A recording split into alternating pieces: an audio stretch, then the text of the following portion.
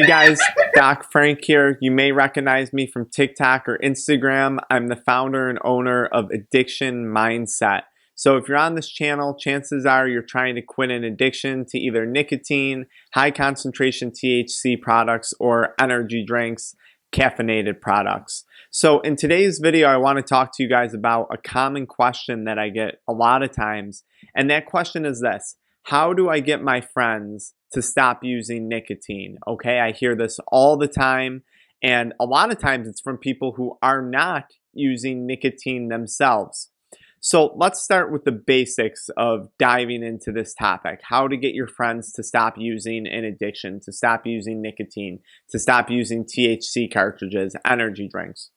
Well, first things first, if you are currently addicted to these substances, the most important thing for you to do is to be an example for your friends. I talk about this in another video. How do you resist using these things when there's peer pressure? How do you resist using these things when you're around your friends? That's a different video.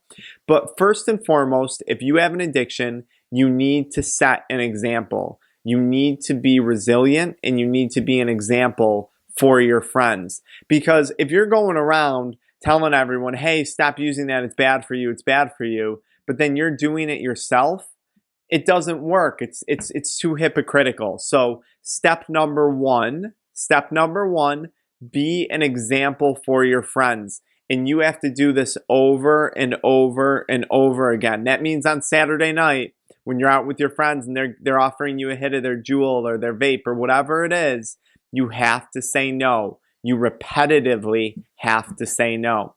So that's step number one. Don't be a hypocrite. Okay, step number two when it comes to helping your friends quit, and this one's very important. A lot of times, someone's not going to quit unless they want to quit. They need to have a reason to quit. So your job, if you're the friend that's trying to help, is to help them find a reason to quit. Now, I'll be honest with you. Fear-mongering for me never worked. I say it all the time in my addiction mindset programs and videos. Addiction is always stronger than fear. What do I mean by that? Every time I would go buy a tin of Skoal, every time I would go buy a tin of chewing tobacco, I'd read it right on the front. This may cause gum disease. This may cause tooth loss. This may cause mouth cancer. The reality is that message never scared me enough to quit.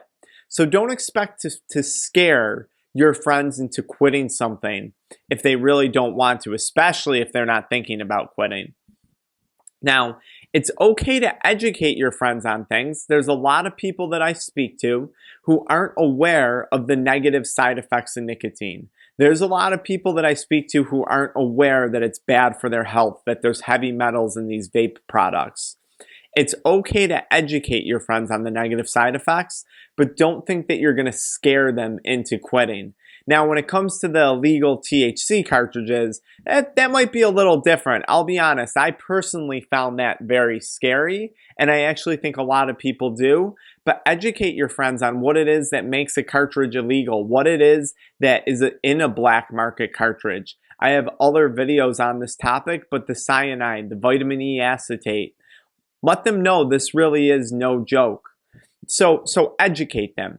Education is very important, but don't use a fear-mongering tactic. Now, step number three. So be an example yourself. Provide your friends with an education.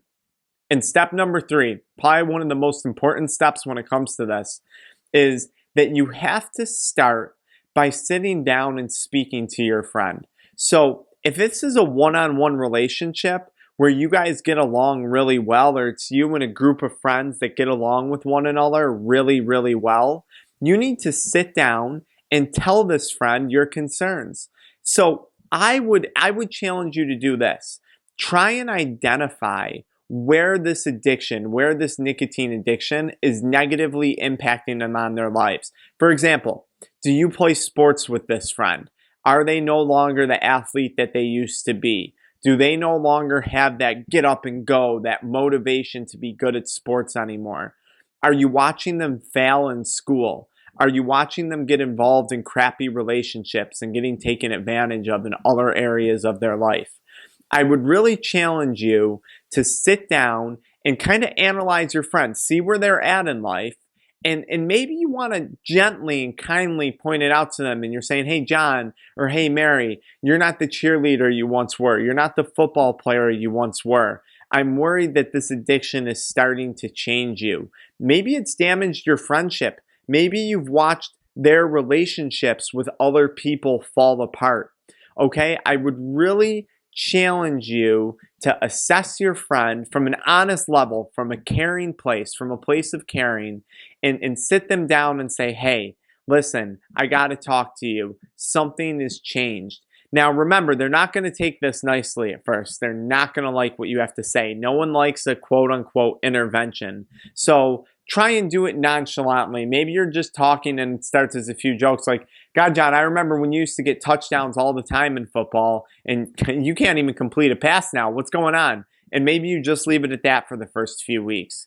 But slowly over time, keep dropping messages that, hey, maybe this is changing the person that you once were. You might have to kind of guide them towards a reason or help them realize a reason that they want to quit that maybe they didn't realize before. I would tell you guys, watch my other content. My content, the focus of it is really on reasons that I feel I didn't realize at the time and that I feel a lot of you guys watching my content aren't aware of that you should quit.